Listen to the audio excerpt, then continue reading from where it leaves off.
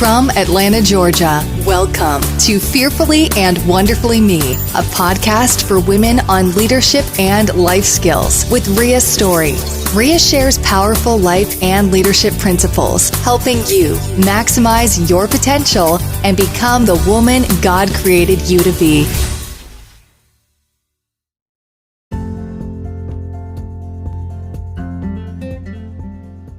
Hello, everyone. Welcome to Fearfully and Wonderfully Me, a podcast designed to empower women to become the leaders they are destined to be. I'm so excited about today's episode, part one in a series that I am doing on my book, Primetime, The Power of Effective Planning. And if you've listened to some of my other podcasts or read some of my books, you know that effective planning and management and time management, it's one of the things I just really love to talk about and to do. And it is a strength for me. And I've learned to use that in an effective way. Now, let me say that. I say that with all humility because there are certainly other areas of life that aren't strengths for me. But planning and organizing and managing time is something that I learned to do well. And, I can look back over my life and I've almost always had a tendency to accomplish a lot and to balance my priorities and to use that to effectively achieve goals. And I look back and, between 2010 and 2012, when I was working a full-time job and I was working a part-time job as a group fitness instructor and teaching multiple classes a week on top of my full-time job and responsibilities. And I was training to run a marathon, which is 26 miles. I ran my first marathon in 2011. And I was going to school full-time. I was enrolled in an executive program, first with my bachelor's degree in management of human resources, and then for my master's degree in business administration. And executive programs are fast-paced. They're designed to cover like 2 years worth of college in one, or maybe even a little bit less, sometimes 11 months. And so you're really going through a whole semester's worth of information in like 6 or 8 weeks. So it's very fast-paced, lots and lots and lots of homework. And so I was balancing all of this going on in my life at the same time. And on top of working 2 jobs and going to school and training for a marathon, we started mountain bike racing. So I was doing that with Mac on the weekends.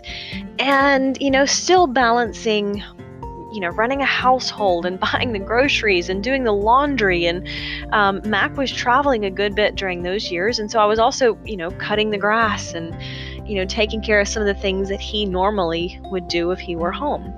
And I don't say all of that to impress you, but to impress upon you that we can accomplish and achieve so much more when we first align our priorities and then align our activities around them. So first align our priorities and align them with our values, and then align our activities with those. So it allows us to accomplish so much more. And again, I'm passionate about it, not because I'm anything special, but just because I've learned to apply these principles that helped me be so successful in balancing that and managing that. Stephen Covey says the challenge of a work-life balance is without question one of the most significant struggles of modern man. Right? The challenge of a work-life balance to me means there should be some life in that work-life balance.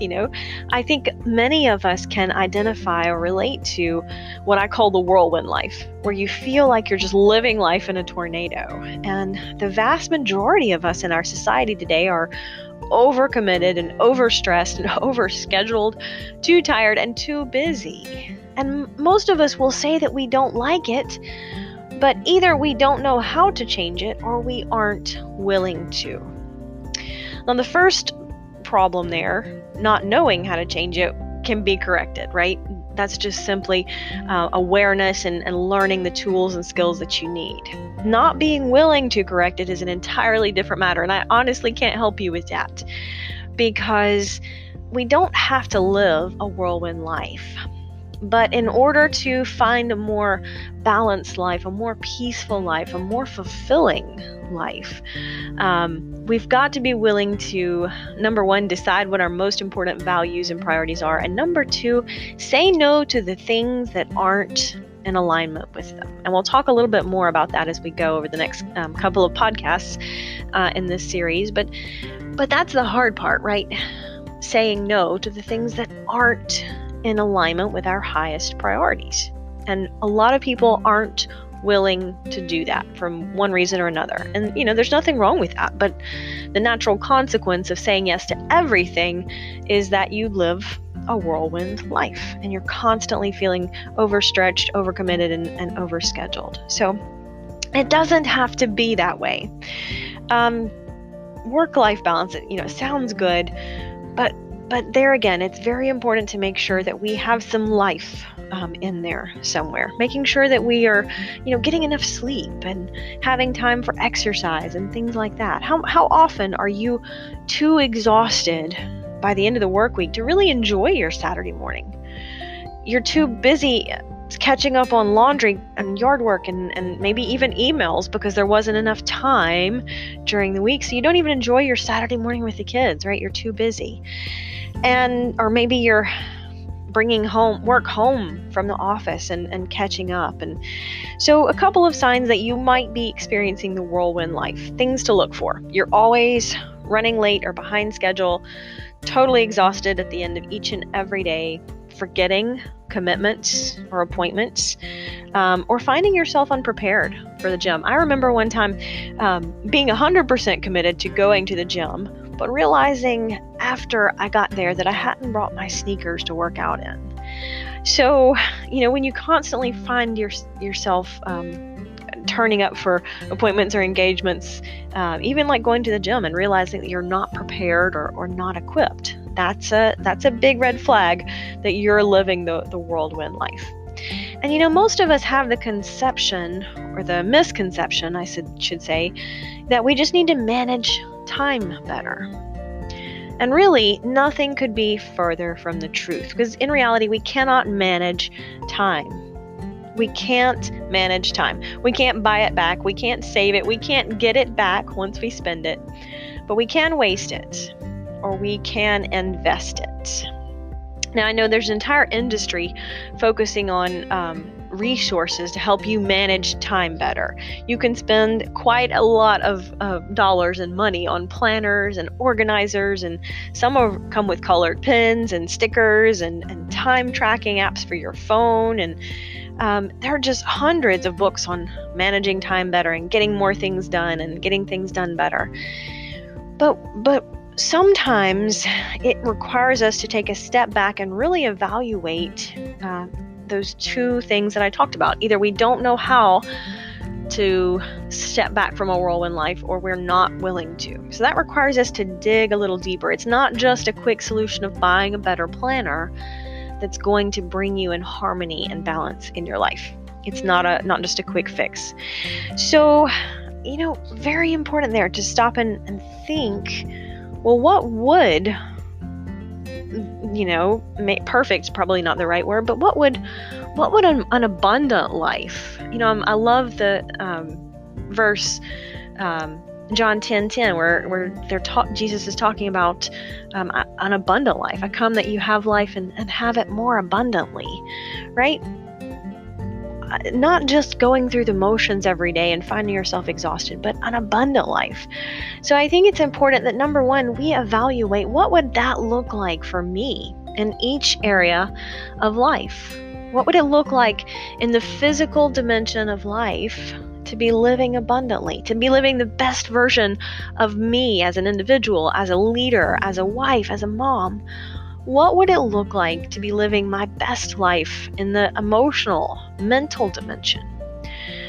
What would it look like in the social dimension? Would that look like, having a regular girls' night out with my friends? Or maybe it would look like dedicated time with my husband and a date night every once a week or once a month.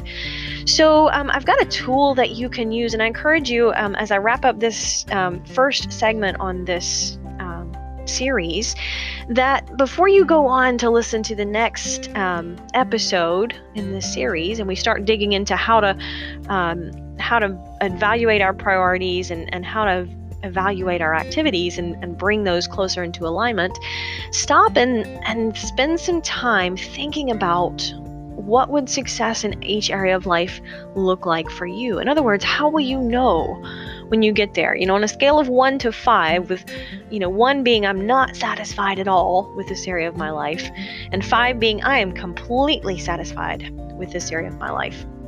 I've got a free tool that you can use to do this.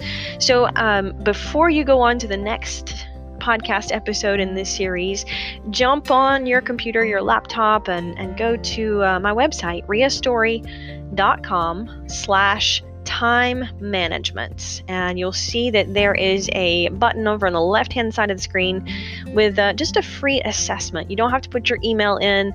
You don't have to sign up for a mailing list or anything. You can just go and download it, print it off, and then when you have a moment, spend some time thinking about each area of life. It's got a series of 10 questions for every dimension of life, and just lets you think about what would success look like? Where am I relative to this area of my life? And again, no wrong or right answers with this, but just an awareness tool, an assessment tool to say, okay, start here, right? The first thing in closing the gap between where we are today and where we want to be tomorrow is we've got to identify that gap. And this is just a very simple tool, but it allows you to just reflect and draw some awareness to each area of where you might want to do something different. So until next time, I'll look forward to picking up right there, and now that as we start the next episode, you'll have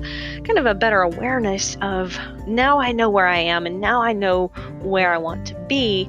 And then we'll talk about next steps in the next podcast episode of how do I start getting there. Until next time.